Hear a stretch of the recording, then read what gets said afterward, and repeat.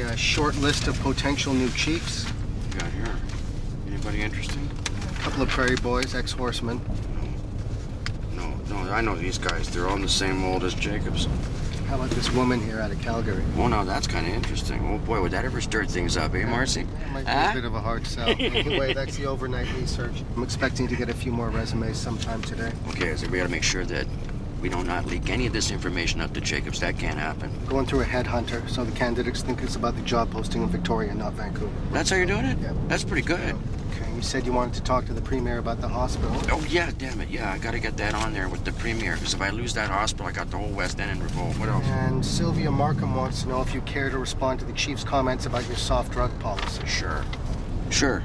HIV rates are down. Crime stats are down generally. Break-and enters, overdose deaths, they're down. You might call our drug policy soft, but I think the Hi, whole Sylvia, this is Sam effective. Berger. I have the mayor on the phone here. Yep. We'll turn on your tape. Here he is. I don't even know who this is. Sylvia. You know what the whole thing's going on right here? You understand what the picture is? It's the chief trying to get himself more manpower, period, by fear-mongering. That's it. And I don't want to be answering any more shallow questions. HIV rates are down. HIV rates are down. Crime stats are down generally. Break and enters they're down. Everything's down sharply. The overdoses and everything. I mean, our policy, you want to call it soft? That's fine, but I think the point is that it's effective. Yeah, I remember Garth and Dennis. I think they were from the band north of Squamish. Yeah, that's right. They're pretty fresh to the street when they disappeared. Oh, they were new to the street, but they weren't fresh. They went through some heavy, real harsh.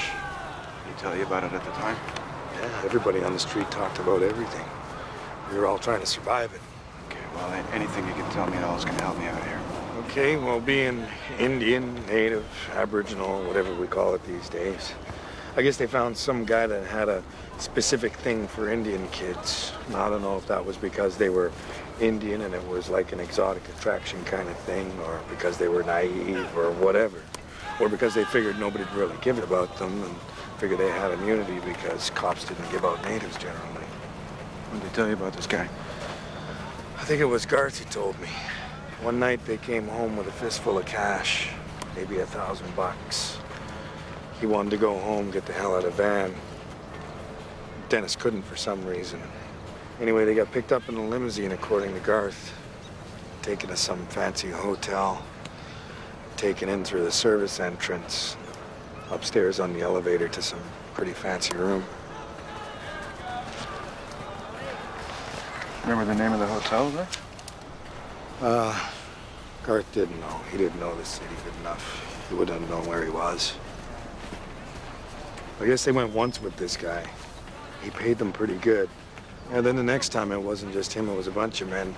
They all got loaded and had a gangbang. I think it was Dennis that mentioned one time that he and Garth got taken to Victoria for the night in a helicopter, taken to a big party where everybody was doing everybody else. I don't remember seeing them much after that. Remember of any other kids that have disappeared around that time? A lot of people came and went, drifted into the scene and back out again. Remember if any of them were native kids? Ah, jeez. First names? Adam, Jeff, Cody. Cody Bell, I believe. Cody Bell is the last name? Bell? Bell. B-E-L-L. Yeah. I don't remember seeing them much after that. Any of these guys mentioned the limos, fancy hotels, helicopters, all that? I don't know if they got the same kind of treatment. Maybe they did. I think Cody did, yeah.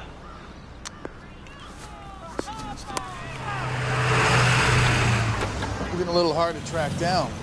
Had some busy shifts. Where's your partner? He's still in rest leave. Okay, so you said you had something you wanted to explain. Yeah. Forgot to mention that we had a stun gun with us that night. Yeah, I heard about that. No, that was you or your partner had that. That was me. The dog was in the middle of everything, so I shot it with the stun gun just to get it out of play. Why was it you decided using the dog and not on Mr. Green? Well, we were hoping that he'd see the dog go down and he'd calm down. That didn't happen. He saw the dog get hit, he got wilder. He hit my partner with the machete, and that's when I shot him. Why'd you come forward with this about the stun gun now? Why avoid mentioning it earlier? I didn't want to use it. I had a bad experience before with one, and I didn't want to have to go through all that again. What was the bad experience you had before? I shot a guy who was ripped on coke. He ended up having a heart attack. Okay, where's the stun gun now? It's in the trunk. Well, I'm gonna have to confiscate that. I don't think it would have stopped him even if we had used it. Well, we'll never know, I guess. He popped the trunk. What happens if I don't? Well, it's not gonna look very good at a hearing about to say you're uncooperative. I think I'm gonna hold on to it until I talk to a lawyer. Hey, Joe. Ellie spotted the suspect. I'm gonna need that stun gun. Don't lose it.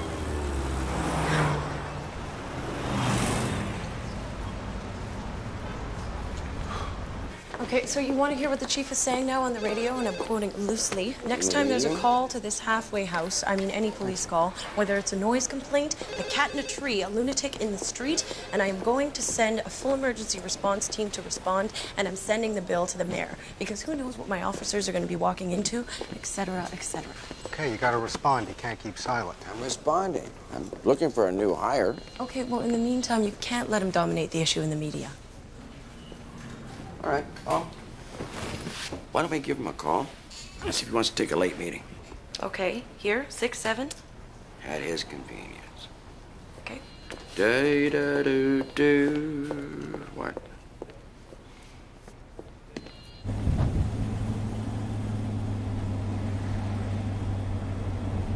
Okay, we're coming up to the corner. There's a bunch of guys standing around. That one there with the dark blue hat. Car 27 at 236. This is 236. Go ahead. We got the ID on the guy on the corner with the dark blue hat on. Can you grab him for us? Copy. Dark blue hat. Over. Copy.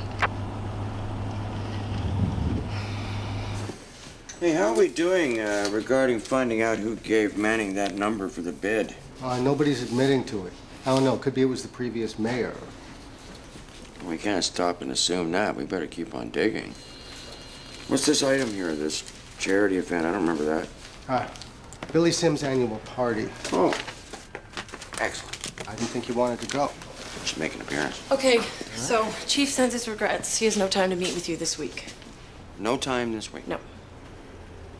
You just talked to him? His guy, yeah. So they're in the office? I could check. Yeah.